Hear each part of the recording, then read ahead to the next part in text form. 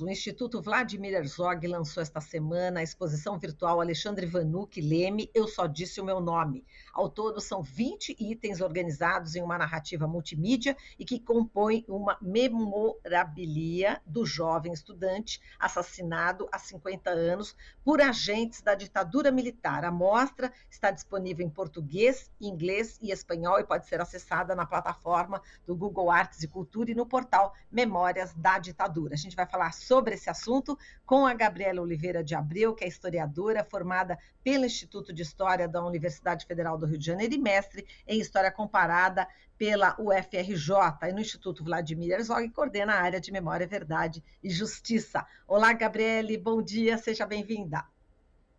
Oi, Marilu, bom dia. Tava com saudade já de conversar com você, fazia um tempinho, né, que a gente não trocava aqui no programa. Um prazer, obrigada. Eu também estava, viu, Gabriele? Vamos lá, então, trocando aqui, enfim, essas informações todas muito importantes, né? Dessa exposição. Que tipos de itens podem ser encontrados nessa exposição, Gabriele? Bom, Marilu, é uma exposição que está muito bonita, muito emocionante, muito completa, porque ela tem espaço para vários momentos interessantes e importantes da história do Alexandre Vanucci Leme, uma história que não termina quando ele é assassinado há 50 anos atrás, então a gente traz essa dimensão também de uma certa continuidade da vida do Alexandre, ainda que ele tenha sido assassinado pela ditadura em 73. Acho que talvez a forma Alexandre mais se materializa no presente é o fato dele dar um nome ao DCE livre da USP. Então, ele está vivo em cada um dos estudantes da USP, principalmente os que constroem esse diretório central dos estudantes. Então, a gente tem imagens, muitas imagens, imagens de diferentes momentos da vida do Alexandre. A gente tem um recurso que a gente pôde usar em exposições passadas e sempre funciona muito bem, que são áudios. A gente colocou alguns áudios que ajudam a contar essa história. Então, tem amigos, tem familiares do Alexandre que falam pra gente, contam pra gente um pouquinho quem era o Alexandre Vanucci Leme, qual era a sua importância, qual foi a sua importância é, no meio, enfim, na história da própria ditadura, mas principalmente na história da resistência à ditadura. Então, tem vários elementos que ajudam a gente a essa história, que não é uma história de 22 anos, não é uma história que perdurou apenas o período em que Alexandre esteve vivo, mas é uma trajetória que ainda se mantém. É um pouco disso que a gente quis enfatizar ao compor a exposição, né? Uma história que não se cessa a partir de um assassinato, muito pelo contrário, ela se transforma e ganha uma amplitude ainda maior do que tinha. Então, esse é o principal objetivo do Instituto, enfim, ao lançar esse projeto, que permaneça exatamente toda essa luta, né, do Alexandre Vanucci.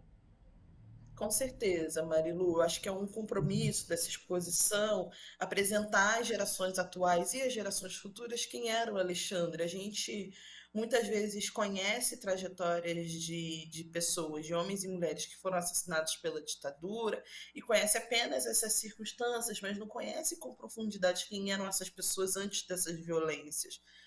Então, é importante que a gente cada vez acesse mais essas trajetórias, mas naturalizando essas pessoas, humanizando essas pessoas, mostrando que elas eram filhos, filhas, esposas, mães, pais, amigas, que elas têm uma história antes da instauração do regime militar e depois também.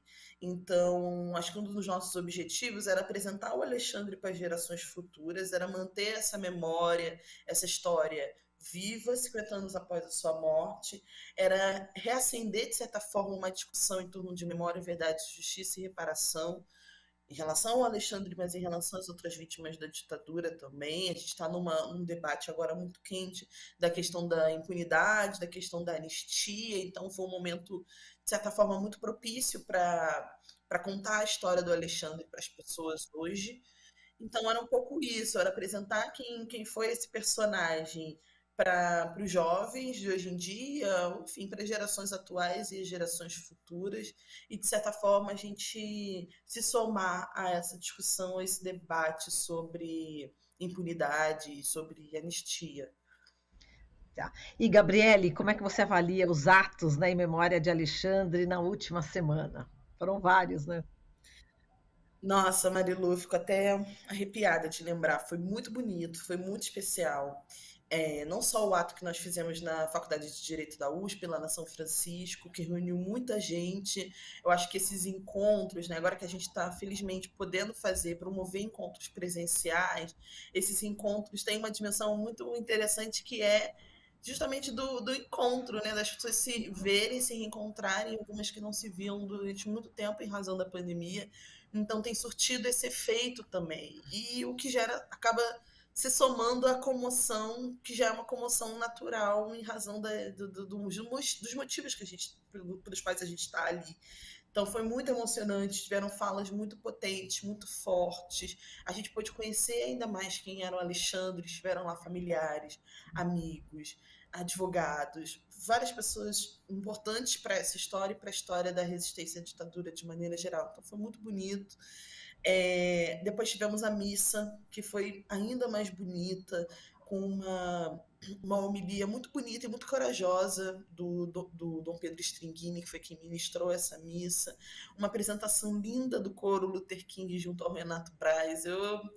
Nossa, eu lembro do que aconteceu na última sexta-feira, de como foi o nosso dia, e foi muito especial. Que bom que a gente pôde fazer isso, sabe? Foi muito bonito, muito bonito. Eu avalio assim da melhor maneira possível. Foi muito legal, foi muito importante ter feito esse movimento em memória do Alexandre. Estávamos todos muito contagiados, muito emocionados assim com essa oportunidade. Imagina, né, Gabriele, os familiares, né, do Alexandre Vanuc também devem ter se emocionado bastante, né? Sim, o mais interessante é que vieram, enfim, familiares de diferentes partes de São Paulo e de gerações distintas também. Então vieram sobrinhas netas, vieram crianças.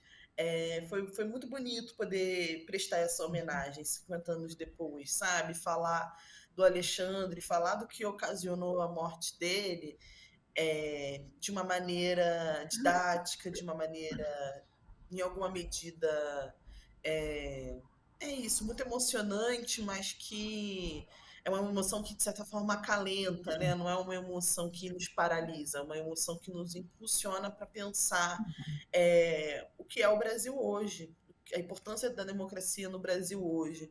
Foi muito bonito, muito especial ter tido a oportunidade de construir isso. Muito, muito, muito legal mesmo.